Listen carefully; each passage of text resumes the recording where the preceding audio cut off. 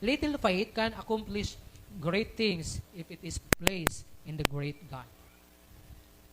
Bisan gamay, imong pagtuo, kaya ni siya maka-accomplish og mga dagko na mga butang kung imo kining ipahimutang diya sa dako nga Ginoo.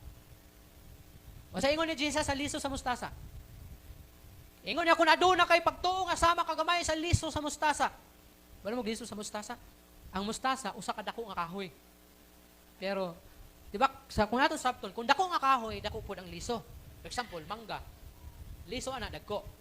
Pero kining liso sa mustasa, gamay siya kaayo, gamay pa sa munggos. Pero pag mutubo siya, usa ka sa kadako nga kahoy. So ingon ni Jesus Christ, kung ikaw adunay pagtuo, nga sama ka gamay sa liso sa mustasa, pwede nimo manduan ang bukid nga mubalhin sa iyang nahimutangan.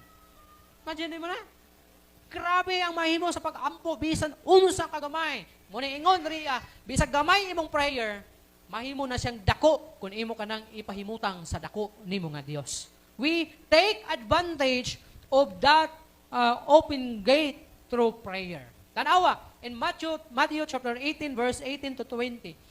Take this most seriously. Seryosuha kini. Seryosuha. Basahon na to sa Bisaya. Seryosuha ang kahulugan ni ini. Ingon sa 18, ingon riya,